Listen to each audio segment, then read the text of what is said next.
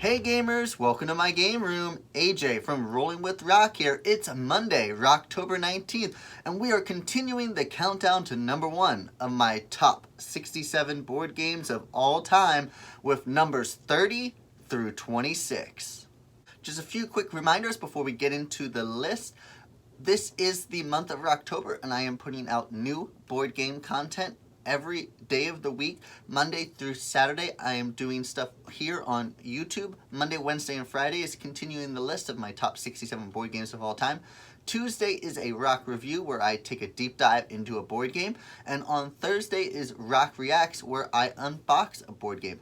On Saturday mornings, my son Remy and I have been looking at different kids games. We have recently looked at First Orchard, Building Site, and Go Go Little Penguin from Haba. So stay tuned to see what we will cover this Saturday. And then Sunday nights over on Twitch at twitch.tv/rollingwithroc. I am playing games live at Sunday night at 9 p.m. Eastern. Also, these are my opinions on board games. These are games that I have played. There are lots of games out there, lots of games that I haven't played. So if you think a game is missing, go ahead and let me know in the comments below. But it is probably, there's probably a reason for that. I might just not have played it. For some reason, it just may not sit well with me. But go ahead and let me know what games you think are missing as the list progresses and we get closer to number 1.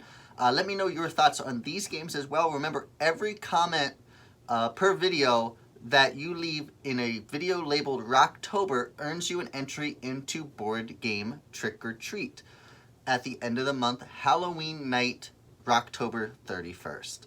With all of that out of the way, it's time to jump right back into the top 67 board games of all time with number 30. In at number 30 is the 2-player version of one of the most classic board games in our hobby of all time, and that is Seven Wonders Duel.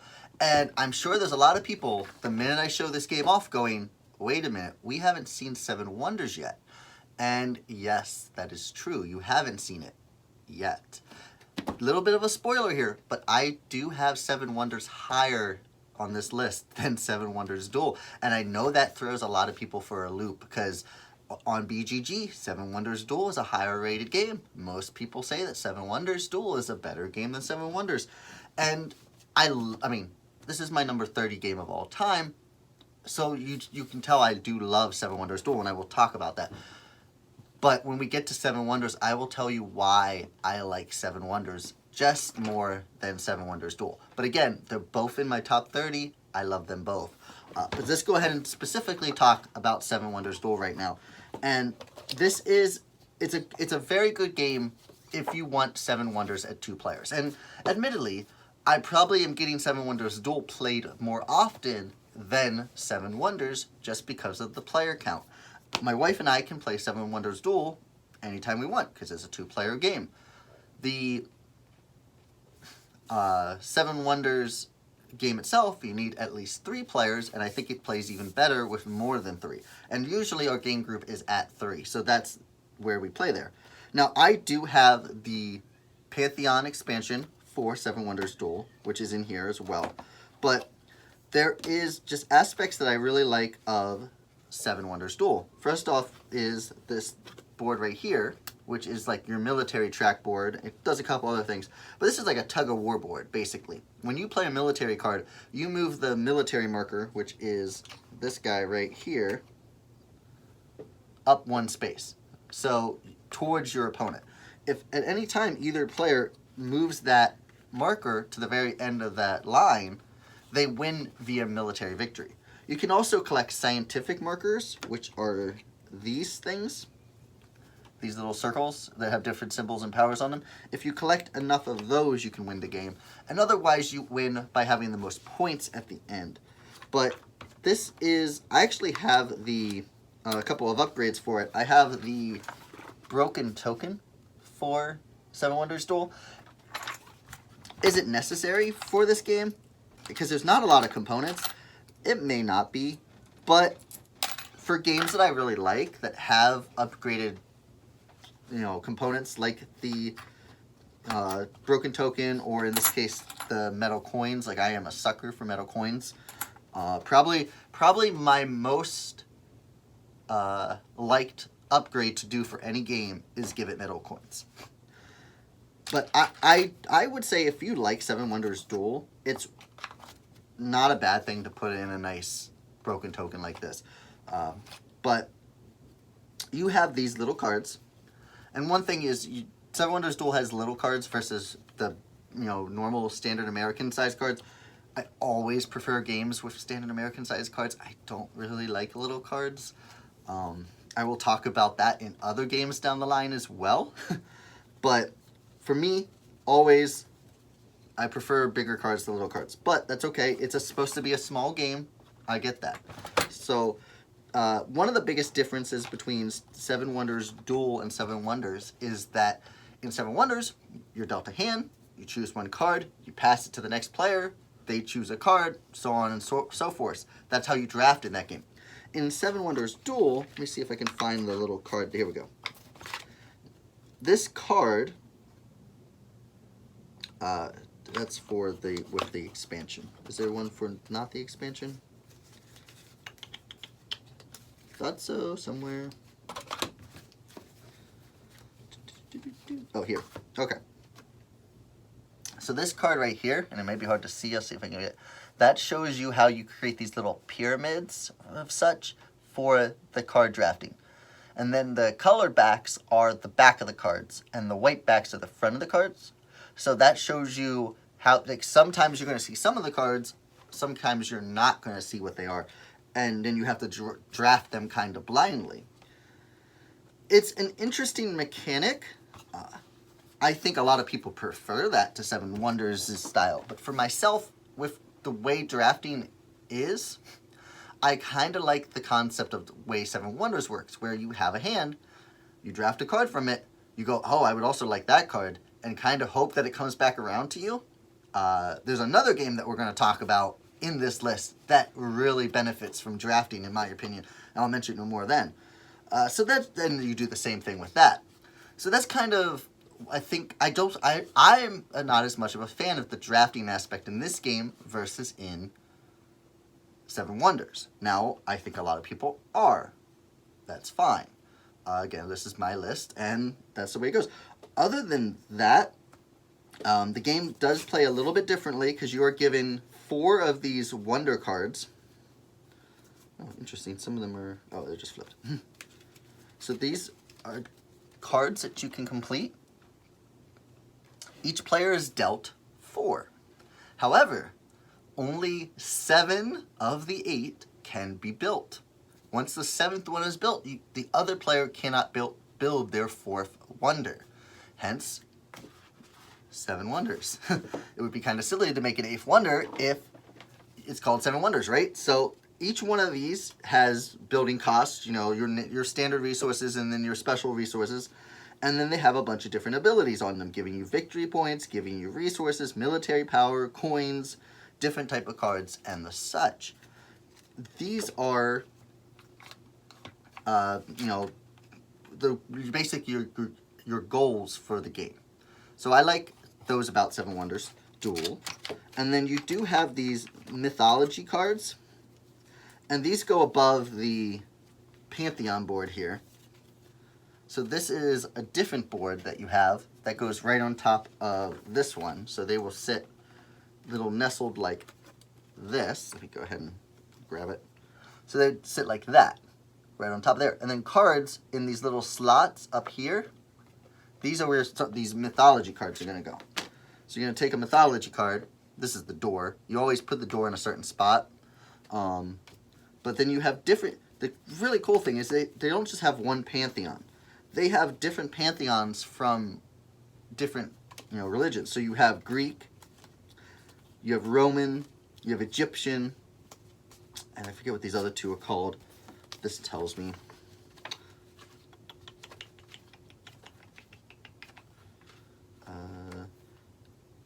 Mesopotamian and Phoenician. So you have Mesopotamia, Phoenician, Greek, Egyptian, and Roman.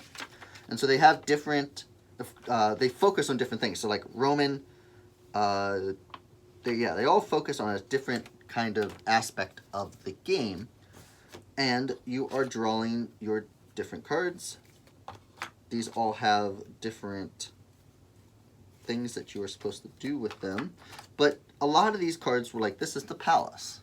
That will look similar to a Seven Wonders palace. I'm not sure if it's the exact same resources, but there are a lot of cards in here that are drawn very similarly to the cards in Seven Wonders. It's very much a game inspired by Seven Wonders, obviously.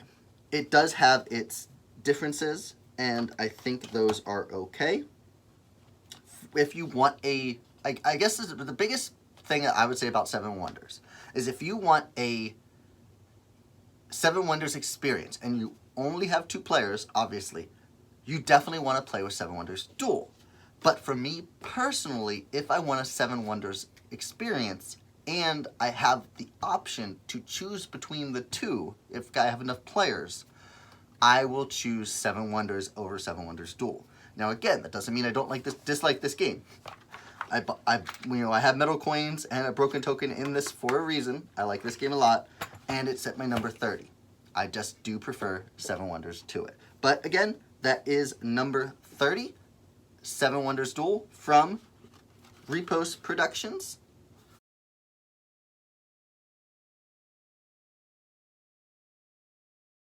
Number 29. At number 29, I have a game that a lot of people are probably going to think is an interesting choice for this list. That is Rise of Augustus from Hurricane. And at its core, Rise of Augustus is a bingo game. What you do is you have these little cards here in front of you, and they can have one of 2 things. I'll have both of them right here.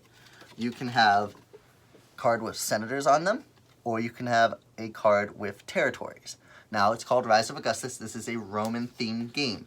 You guys know, as previously stated, Roman-themed games have an instant boost in my liking.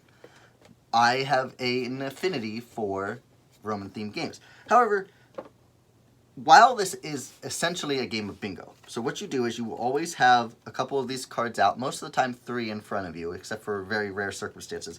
You have 3 in front of you, and you have a number of legionnaires, which are these little red figurines right here, which is nice. They're nice little custom meeples. Go ahead, see if we can get that close to the camera there. So that's your legionnaire. And then one player, whose ever turn it is, will have this bag. And all you do is you reach into the bag and you draw a tile. In this case, this is a shield. So what you would do is you would check any of your cards here. On the side, there's a list of symbols. And on this card, there is shields. So you would take one of your available legionnaires and put it on the shield space, just like you would in a game of bingo. You mark that spot off. Now, if you ever run out of legionnaires that are available, you can move them from one card to another when the tile is drawn. So let's say you had, they all have like a ranking system.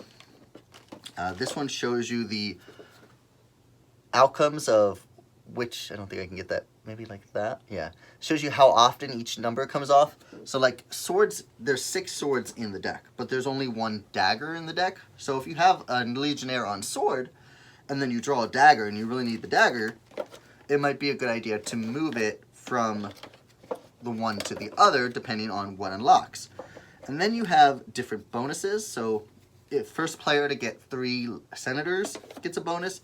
You get a bonus for the first time you get 3 in each region, and as well as if you get 1 of each region and a senator. There's all different bonuses there. They also have these bonuses for the first player to complete a different number of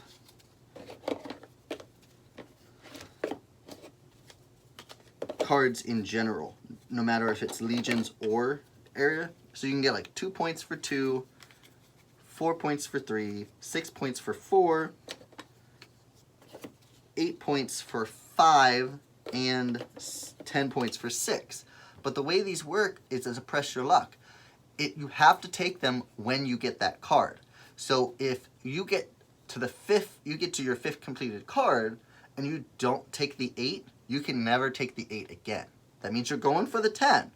But if somehow somebody passes you up and they get the 10, you cannot get the 8. So that's a big kind of press your luck.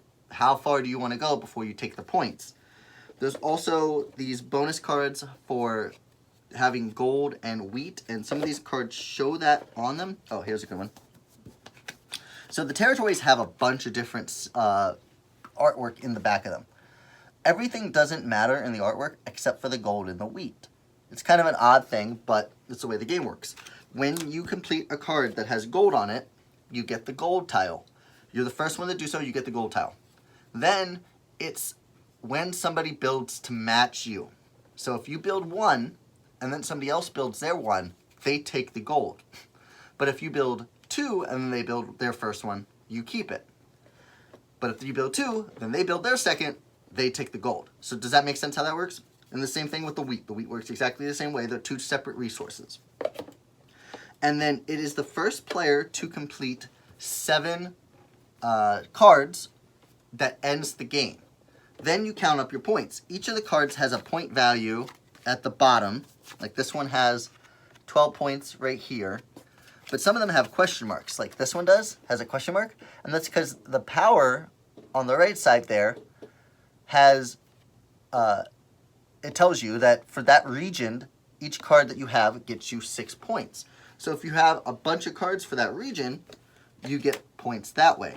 And then so you add up all your points with your bonus points, and the person at the end of the game with the most points wins. It is a quick filler game. It takes about, it says 30 minutes on the box, and I would be kind of surprised if it even takes that long. But this is a game that, even though the box is way bigger than it needs to be, this box could be the size of Seven Wonders Duel, and everything still fit in it.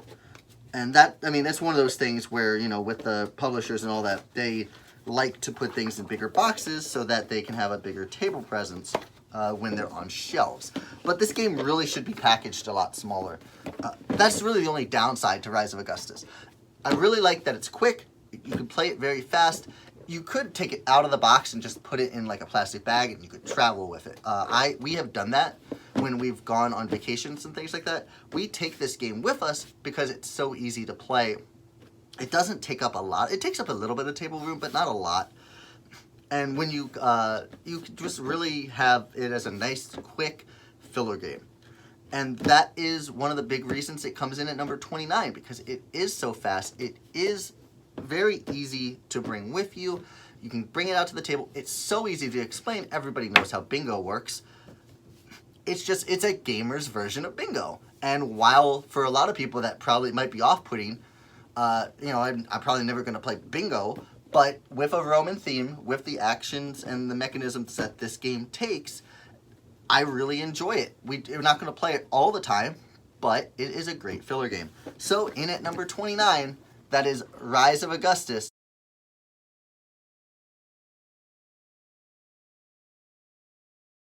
Number 28. Number 28 is a game of card drafting and then dice rolling and dice drafting from Libellude. I hope I'm saying that right. It is Seasons.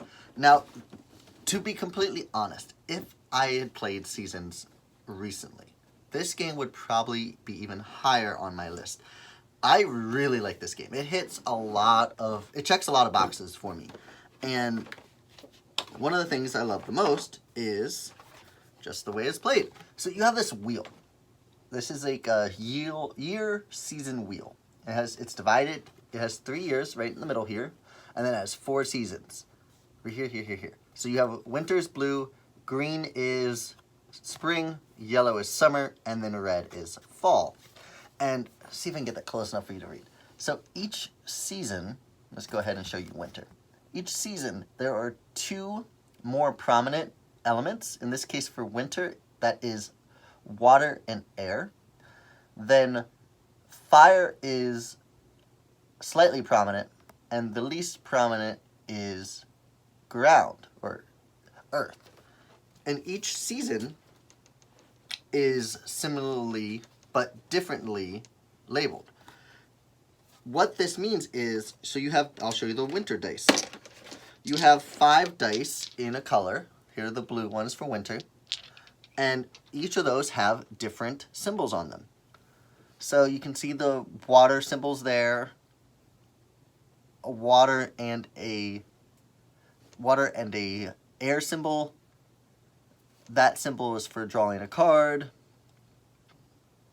The star symbol is for increasing your capacity for cards that you can have played. And then the pips on the card is for, you're going to have up to the amount of dice you're going to roll is how many players you have plus 1. So the die at the end of the round that nobody drafted is going to show you how many times you move up on the season tracker. So if you stood at 1 and you have 3 pips, you're going to go 1, 2, 3. You're already out of winter and you're into spring. So that is a big portion of the game. But what you do at the very beginning is you take the stack of cards, nice big, this is just a portion of the cards. You take a stack of these and you deal out 9 to each player. At that point, it becomes it's card drafting. You have a hand of 9, you choose one of them and pass it to your left. However many players you have, 2 to 4, you go ahead and draft those 9 cards up. Then, once you have your 9 cards total from drafting, you're going to choose those 9 cards in sets of 3s for year 1, 2, and 3. And you can't use year 2 and year 3 cards until you get to that point in the game. So it's a very interesting strategic point of choosing when are you going to want these cards and why. So they all have different powers. Some of them allow you to get crystals, which are victory points at the end of the game, but they are also your purchasing power for power cards. Some of them allow you to transmute or change the energies or get extra energies. You have these little boards right here. This is one of the player boards. And then this tracker right here is how many cards you can have in play. Up here is where you put the energy tokens. So let me go ahead and pull one of those energy tokens up. This is an air energy token. So you would put these above here. You can have 7 energy tokens total. You cannot have more than that. Down here are some player powers that you can do during the game, but they cost you 5 victory points each when you do so. And there's a couple other things that you do, but you're playing these cards to your hand, out of your hand during the game. Those allow you to earn victory points on the crystal track. Here's the crystal track, but again, you also turn those crystal points in to play more power cards, but those power cards are worth victory points at the end of the game too. So it's kind of figuring out what is the best way to do that. You're always trying to figure out what season you're in, which will give you more energies, but you can also transmute those energies into crystals. And in the season that you're in, where the rare energies are, is where transmuting those is most beneficial.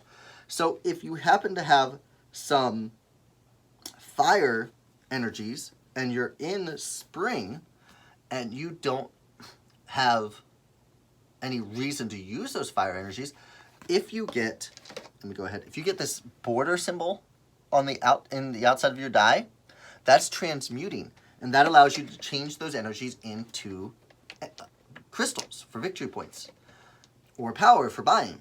And so that's very, very powerful where, oh, I don't need these fire. We're about to enter an area where fire is not valuable, because it's always the most valuable right before it becomes the least valuable, and then it works its way back down the track.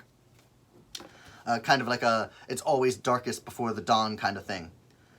And then so you can get the most bang for your buck right then and there. If you wait after that fact, when you start to fill up on your energies, like, it's a great way to call which energies you have as well, is to transmute them into crystals.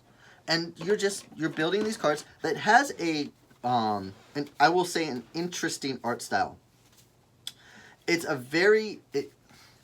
it's not cute art. It's almost cute horror art.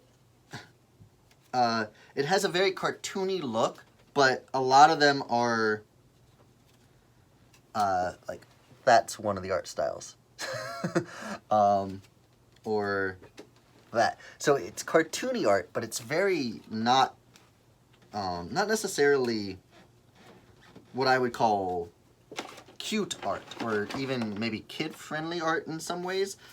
Most of it's fine, but there's definitely some things that you're kind of just like, oh, that is not really something that I would show to my 3-year-old kind of thing. But again, it's not rated for 3-year-olds. It's rated for 14 plus. I think a lot of that has to do with the art style chosen in the game, which does not bother me in the least. I think I'm not really one into the art in this game that much. It doesn't bring the game down for me, but if it was just, cartoony or cutesy art, or just even just regular fantasy art, I probably would like it a little bit more. But yeah, that's just one of the things. It is a very, very fun, interactive game. Again, I haven't got to play it in a while, which is unfortunate. I keep saying this about a lot of games. This is something that I want to get played very, very soon. I'm not sure if this has a solo mode or not. It might not, because it is from the early 2010s, and I feel like solo modes have been more recent for a lot of games. But I'm going to get this game played again soon. And like I said, if I would have played it sooner, it probably would have even been higher on my list. This was actually a game that my friend owned, and he wasn't that into the game. He's not as much into dice rolling games as I am. And so I actually traded him for this, because I didn't want this game to go away, because I like it so much. So I made sure that it was going to be kept in my collection to keep it safe, because I love Seasons a lot. So in at number 28, if you like drafting cards and then rolling dice and then drafting dice to play powers from your cards, Seasons going to do a lot for you. Like, it has so many boxes checked off for me. So number 28 from Libellude is Seasons.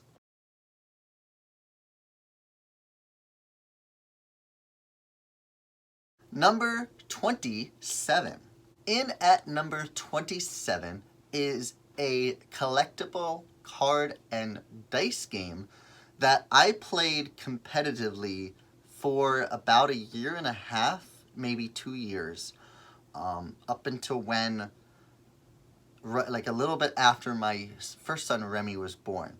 And that is Dice Masters from WizKids.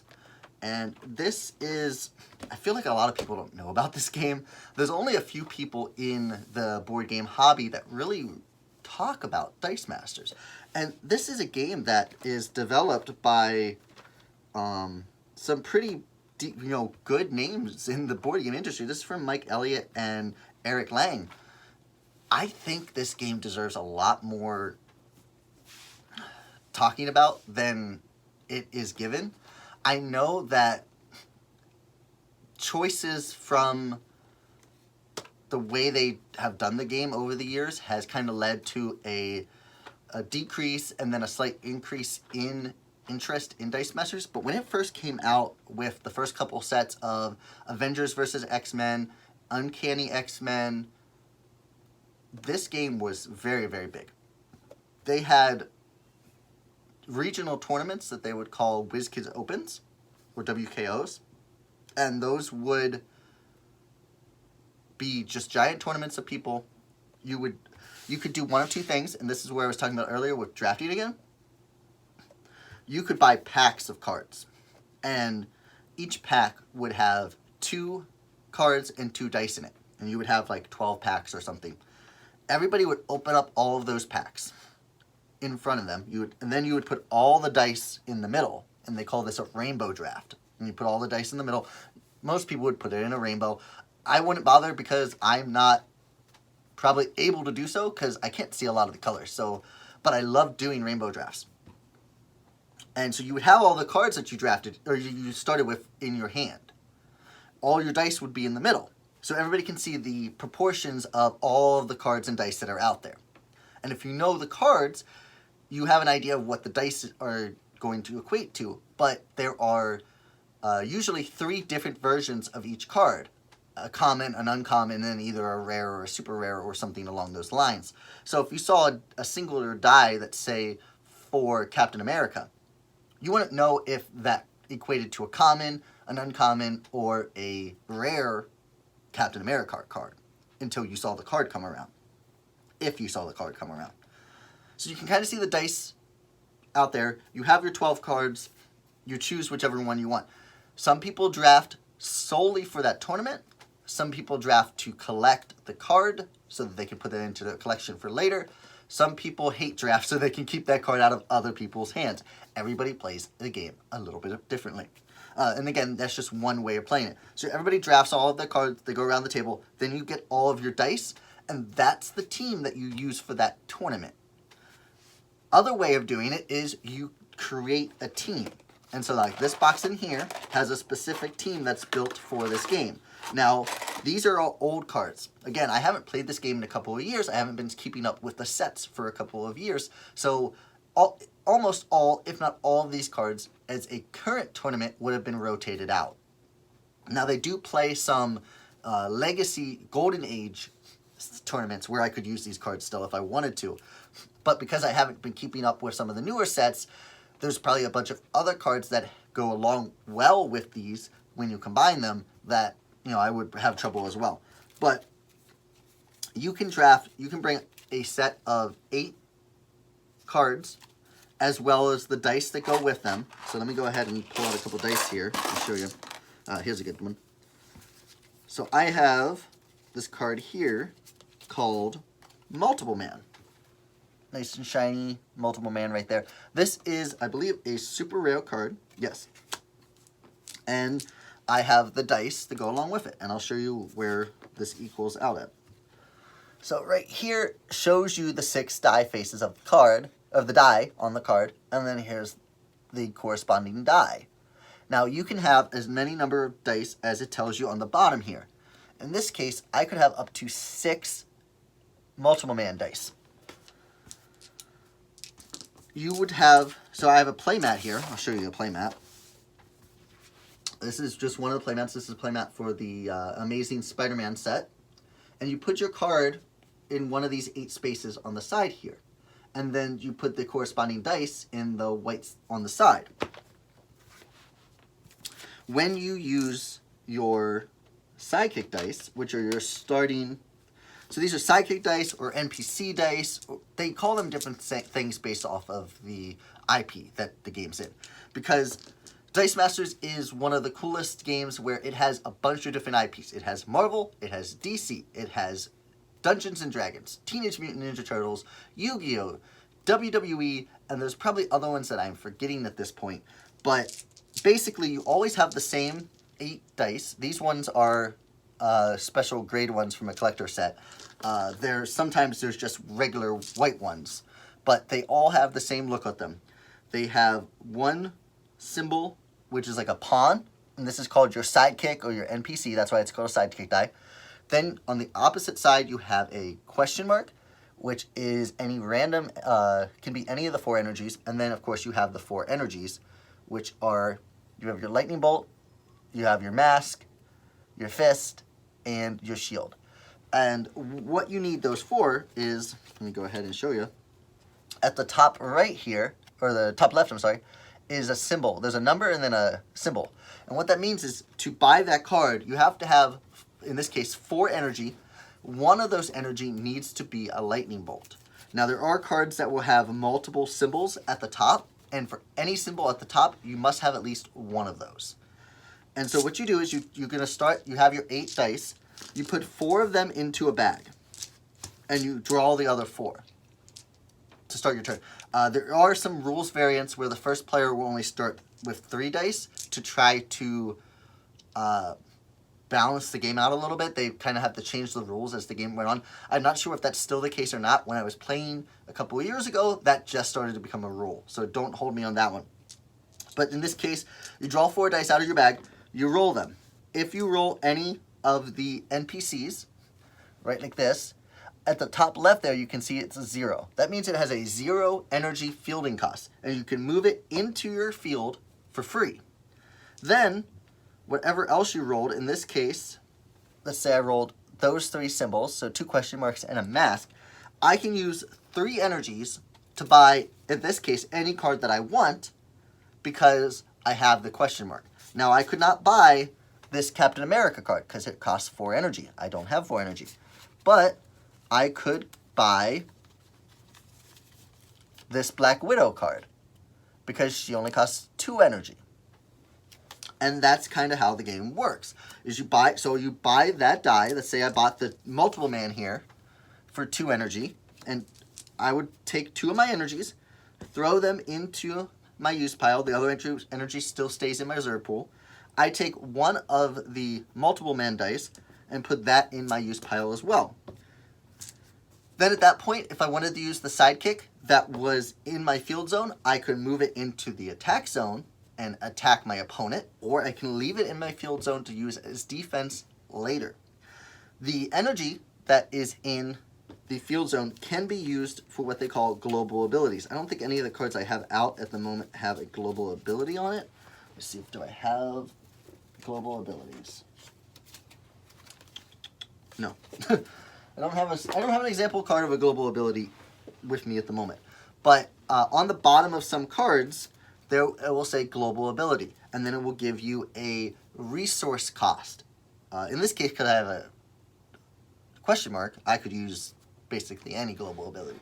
But you would have to pay the resource cost out of your reserve pool, put that into your use pile, to use the power that's listed as a global ability. And the reason they're called global abilities is because both you and your opponent have access to those. So anytime you bring a global ability to a battle, you have to know that your opponent can use that just as much as you can. Now, you may build your team around being able to use certain abilities, and they may not have access to do so, but it is theirs for the taking. You also have 2 basic action cards at the top of your mat. Your opponent will also bring 2 as well. So there's 4 basic action cards in play, and those have their own special dice. So here is, let me show you these ones. Here's a set of 3 basic action dice, and they have the burst symbol, which is the action, and then they have a generic 2 energy. It doesn't count as any specific energy, so you can't use it solely for that purpose. But if you had 1 mask and a basic 2 energy, you could buy a 3 mask character. But you could not buy a 3 bolt character because you do not have any bolt energy, if that makes sense. Every player has access to those 4 basic actions as well. And then it's ultimately a race to knock your opponent down from 20 life to 0. And the way that works is you have to blast through each other's characters, and then if you can get a direct hit on them, that is when you reduce their life. There's other ways to directly hit them around the characters. There's a lot of cards that do that, but you have to have those cards. And ultimately, it's a head-to-head game. Just like Magic or Pokemon or Yu-Gi-Oh! It's a head-to-head card and dice game. And I really like the aspect of you can have a bunch of different IPs in this game and they can all mash together. So you can have the Incredible Hulk, and you could have Superman, and you could have Dark Magician from Yu-Gi-Oh! And you could have Michelangelo from Teenage Mutant Ninja Turtles. You can have Becky Lynch from WWE. You can take all these different sets and have each one of them on their team, and it still works. The whole system is built to be able to have all of those. Now, you can have different events where you only have a Marvel event, or you only have a Dungeons and Dragons event, or you only have events where you can play with certain energy types or certain characters with a certain keyword in their name or their subtitle. And they do this all, like, the events are really, really cool when you have to build your teams around certain stuff. And it has a lot of replayability in it. Now, for me, one of the reasons I got out of the game was there's just, with any collectible game, be it Magic or Pokemon or this, there is a lot of content that is constantly put out for the game. For me, when I started to have children, I did not have the time to continue to play the game like I used to. And so I decided not to continue with collecting some of the new stuff. That was my own personal decision. It's not to say the game has decreased in value. Now, they changed the way they distributed cards. Originally, they were doing the little draft packs, the booster packs of 2 cards, 2 dice. Then they went to a couple of different methods. They went to collectible boxes where each box had the same cards in it. They went to little draft packs that had more cards and dice in them, and they were random. They've kind of gone and trying to find a method that works for the game. I'm not exactly sure where they are at the moment. Like I said, I haven't bought any Dice Master stuff in a while. But I have enough content for this game because I played it a lot. I could show you all the content. I'll probably be doing a live stream sometime on my Twitch channel organizing all this, and you can kind of see how much content I do have. But I really enjoy Dice Masters as a game, and that will be my number 27 of my top 67 games of all time from WizKids. That is Dice Masters.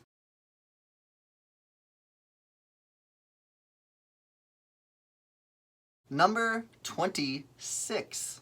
Number 26 is the first game that I acquired in the Tiny Epic line, and that is Tiny Epic Quest from Scott Alms.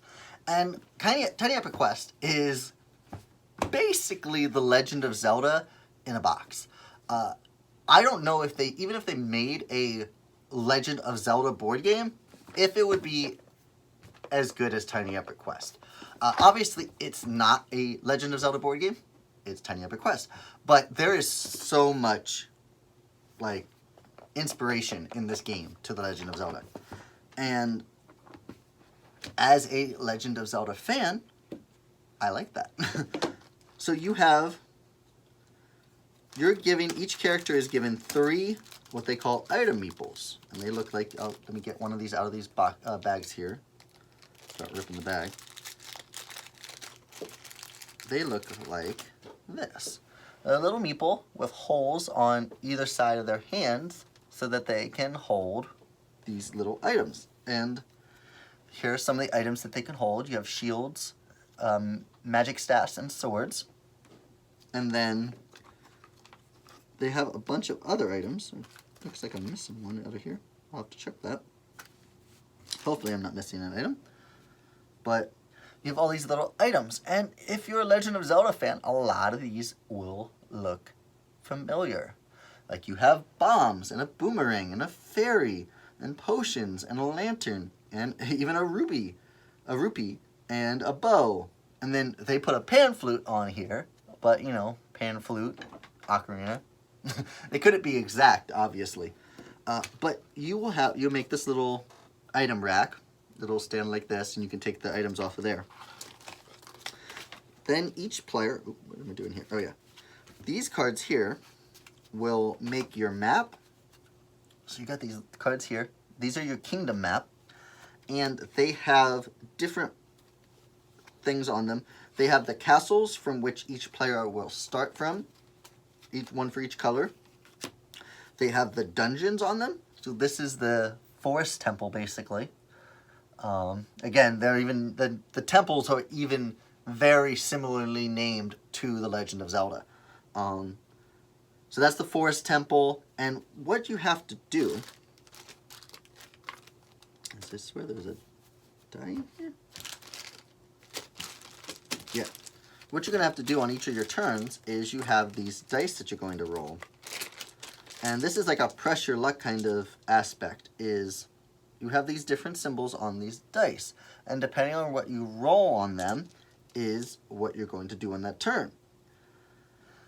Mushrooms move you up on a certain track, which as that track progresses is good and bad. It helps you, but it also makes things more dangerous. And then scrolls and fire, like I'll show you again on here, help you move up on dungeons. And when you roll these goblin symbols, you take damage. But you will have, yep. And then you also can get power from this little power kind of Triforce-ish symbol. But every player is going to have a little guide. And then you have these 5 cards. And on the player's turn, these 5 cards decide on how everybody's going to move on that turn. And so you can choose by raft which allows you to move vertical because there's rivers in the middle of each tile there. You can choose by horse, which allows you to move horizontal along this path. You can choose by griffin, which allows you to fly diagonally.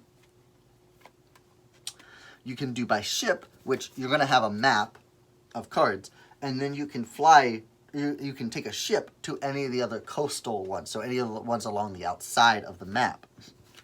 And then by foot, you can move one card in any direction. So you could walk north, east, west, south, and even northeast, diagonally. And so what you're doing is you're going to these different areas, you're doing quests, you're fighting goblins in these portals. So if there's portals here, you have to fight goblins. Those allow you to earn victory points on your board here. There's 3 different things you want to do, and that is play spells, complete quests, and defeat goblins. And there's a little grid here on how many points you will earn based off of each number of those that you did. There's also this magic track, which kind of tells you the order that you have to do, excuse me, do the temples and different areas in, not the temples, the spells that are listed right on the other side of the temple. So here's the temple, but over here there's also like a spell area, and this is the spider spell. On this grid, the spider spell is the 3rd spell, so you can't necessarily go to that first until the magic check on this goes higher. But when that goes higher, you're losing more hearts to the goblins and stuff like that. So you kind of have to be careful on where you are on those tracks. And then everybody will have one of these pages on their board. And this is kind of like your goals, what you want to do. You're going to have your life and your magic at the top. It tells you the different abilities you can do. And then what temples you need to do to acquire which special item. Your sword, your shield, and your staff. And those allow you to get points at the end of the game, but they also give you powers during the game. And you're going to do all those, so it's just a little, it's a tiny epic quest. You're going on a quest to complete these temples, to complete the different spell quests, to earn your magical items, to fight off goblins, and eventually win the game. The only thing difference is you have 3 heroes on your team to be able to do adventuring and do questing and get items versus just one, say, in The Legend of Zelda usually. And that, it really, if you like The Legend of Zelda, any of them, though I would specifically say if you like Ocarina of Time, because there is no Zelda that this influences more than Ocarina of Time, for sure. At least in my opinion. Maybe if you ask Scott Alms, it would be different. You might ask Scott Alms, and they might not have taken any inspiration from Legend of Zelda, but in my opinion, it's definitely inspired by Legend of Zelda.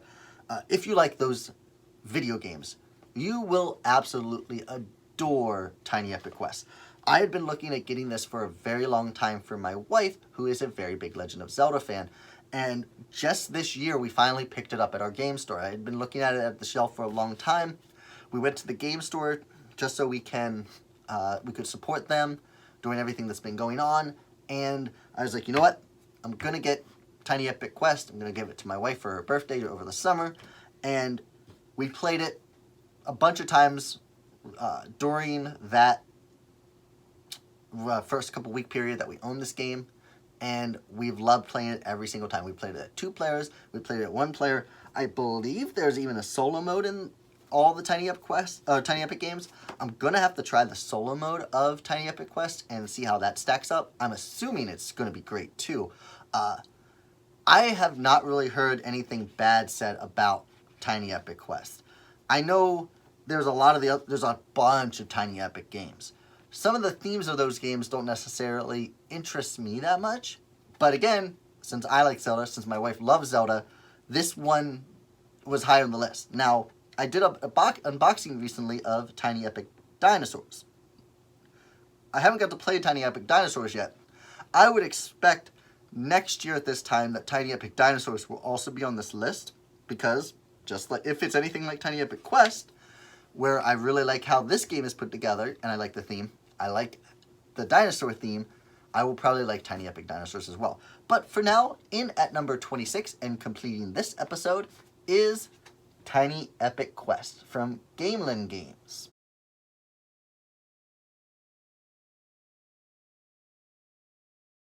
Now it's time for the quick recap of today's video. At number 30 was 7 Wonders Duel, 29 Rise of Augustus, 28 Seasons, 27 Dice Masters, and 26 Tiny Epic Quest. Thank you all so much for watching today's video of the top 67 board games of all time. Remember to come back every day of the week for new ROCtober content here on YouTube and over on Twitch at twitch.tv/rollingwithroc. Please go ahead and subscribe to this YouTube channel and give me a follow over on Twitch if you haven't done so already. That helps me a ton. Also, like this video, leave a comment to earn an entry into Board Game Trick or Treat. And please go ahead and share this video with your friends who like board games. Maybe you can open their eyes to a couple of games that you think they might enjoy. Let me know your thoughts on these board games and more that I have covered so far in the comments of their respective videos. And we will go ahead and see you next time. Remember, this was AJ from Rolling With Roc, and you are watching ROCtober.